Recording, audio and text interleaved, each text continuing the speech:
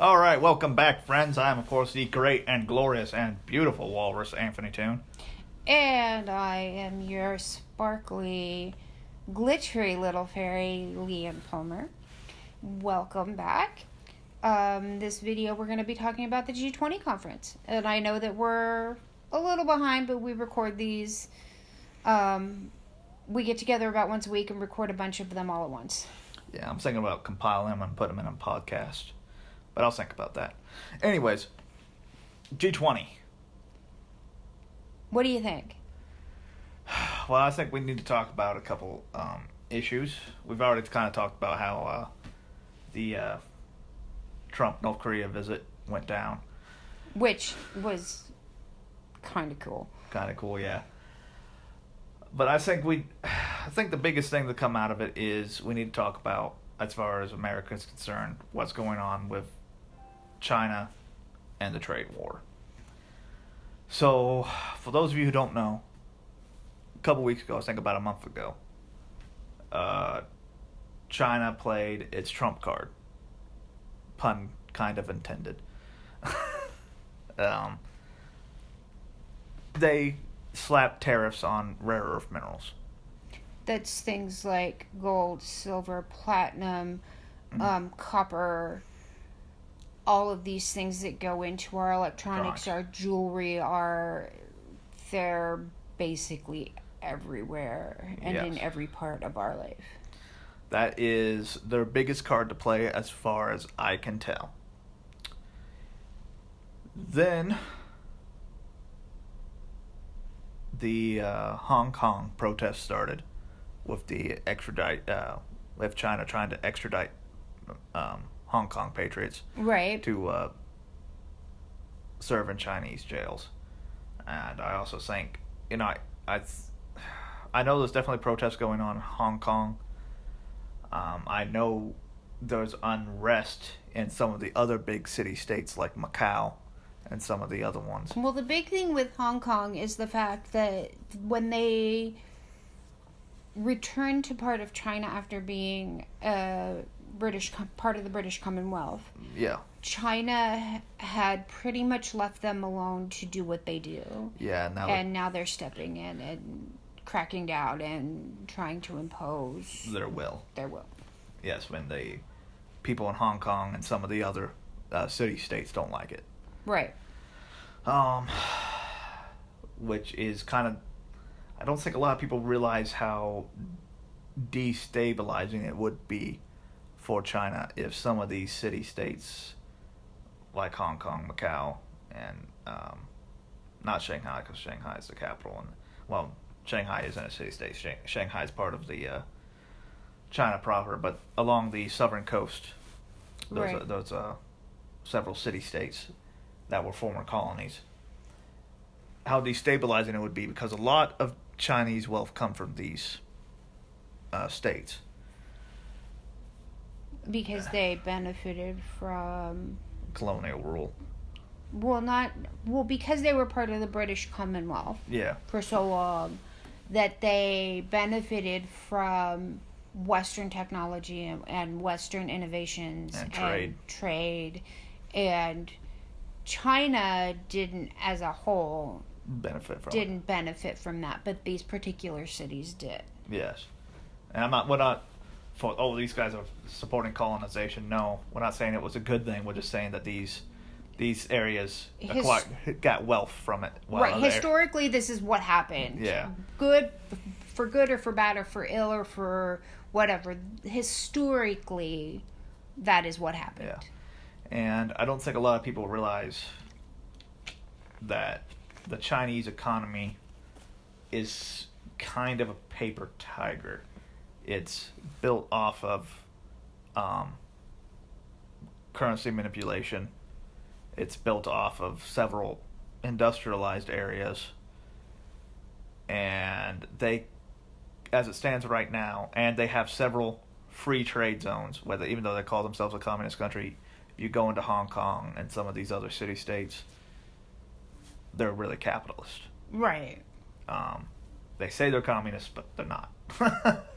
Well, a lot of that stems from the fact that they were under the British Commonwealth and they were colonies, and a lot of that has carried over, even though the land and the cities were ceded back to China by England a few years ago. And China has set up on their own capitalist zones. Right. Because they've kind of figured out that it's how you create wealth. But anyways, so China's economy is kind of propped up on that.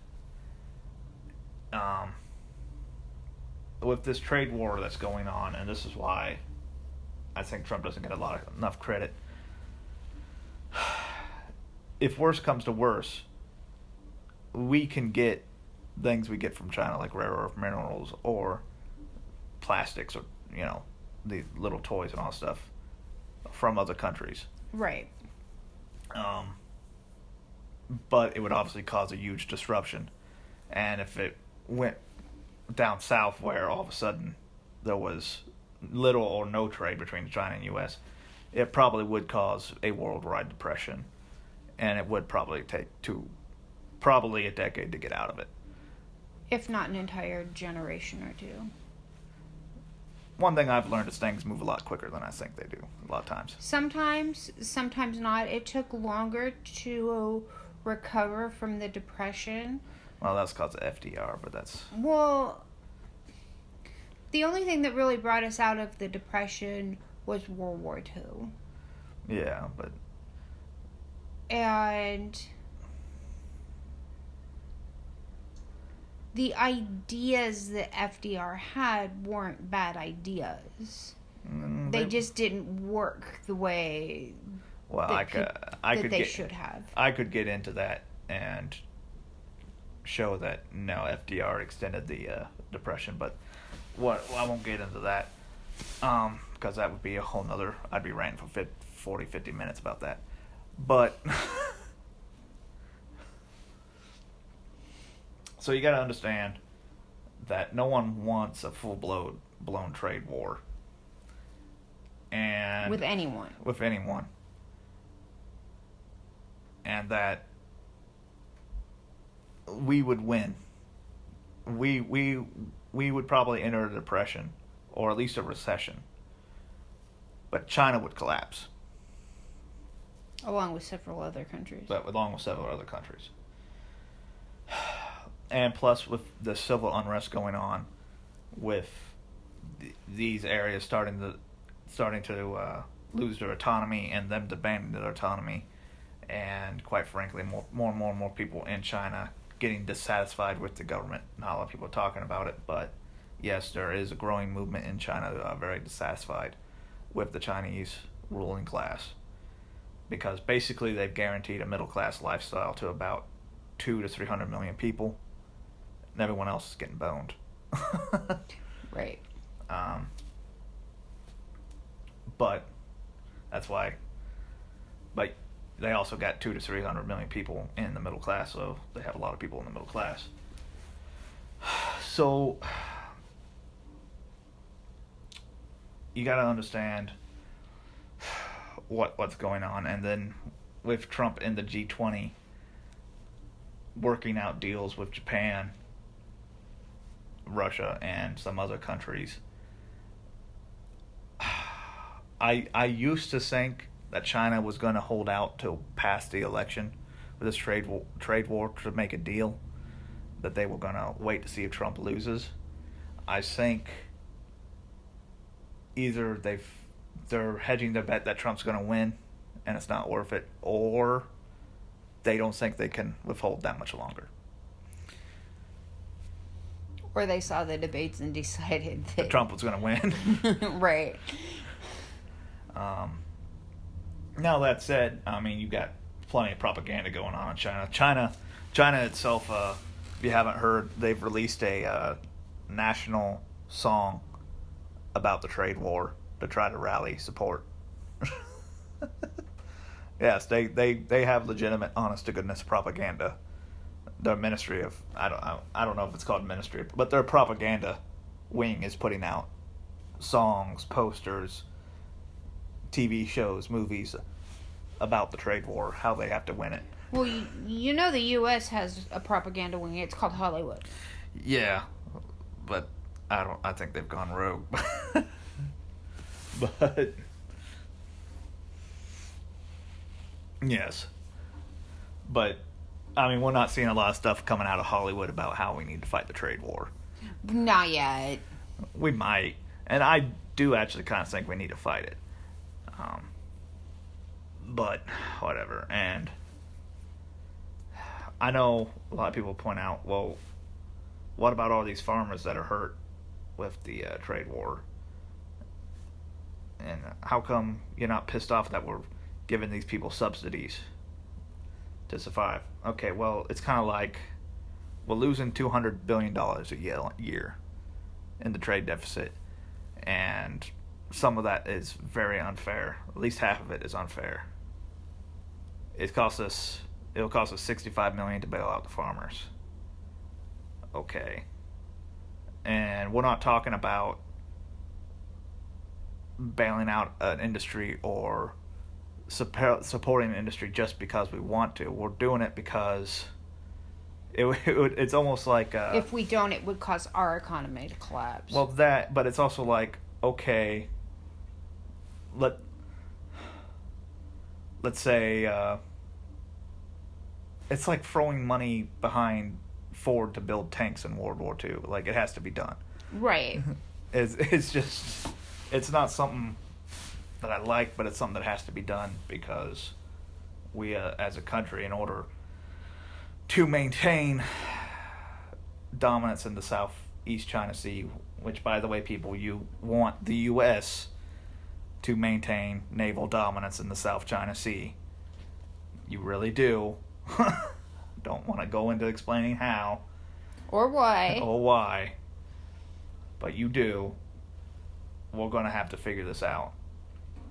So, yeah, I didn't really talk a lot about the G20. And as far as Trump, looks like Trump's doing just fine in the G20. He usually does good in these diplomatic he does better than what people think he does. Well, because one of the things I've noticed is, while I don't necessarily support Trump, I don't necessarily support the media either. Mm-hmm. And the media tends to spin everything. Yeah. And we kind of talked about that when we were talking about Trump's visit to the UK and the state dinner at the Royal Palace with the Queen. Mm-hmm.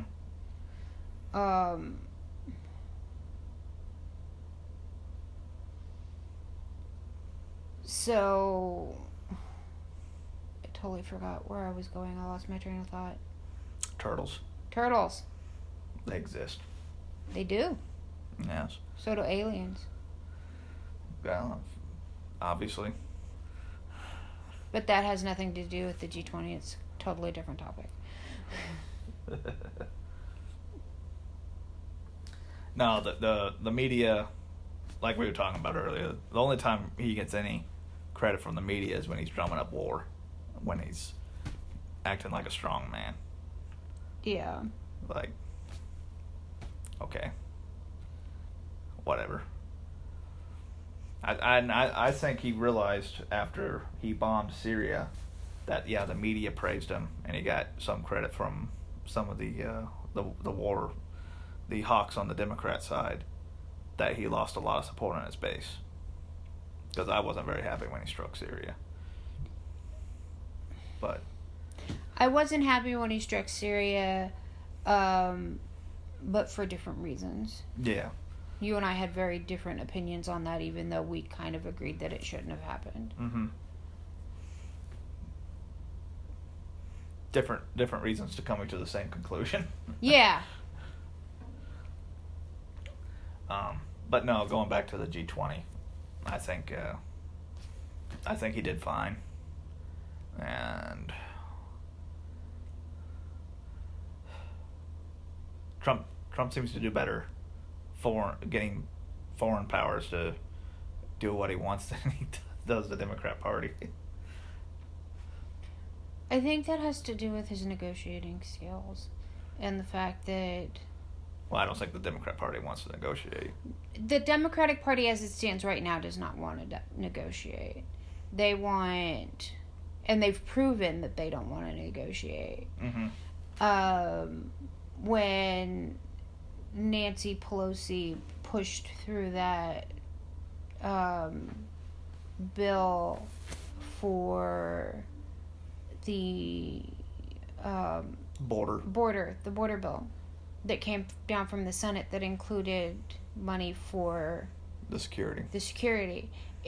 That was a compromise, and she took a hit from her own party for it. And that proves right there that they're not willing, that as a party, that the party leadership is not willing to negotiate. Oh, yeah. Oh, I remember a couple months back when everyone was saying the crisis was made up, but now everyone uses the term crisis. Yeah. Yeah. Hasn't been a crisis for 50 fucking years. Dumbasses. It's been going on for fucking decades. But anyway, that's going off topic. Yeah, I think we've covered it. Totally another topic. Yeah, I think we've pretty much covered what we can cover of the G20. And what's been released in the news. Or at least the big major topics. Yeah, well, I mean, as far as like other trade deals and things, like we won't know about that till a little bit later. Right. So. And we will continue to update the topic as things are released. Yeah. Anyways, like, comment, subscribe.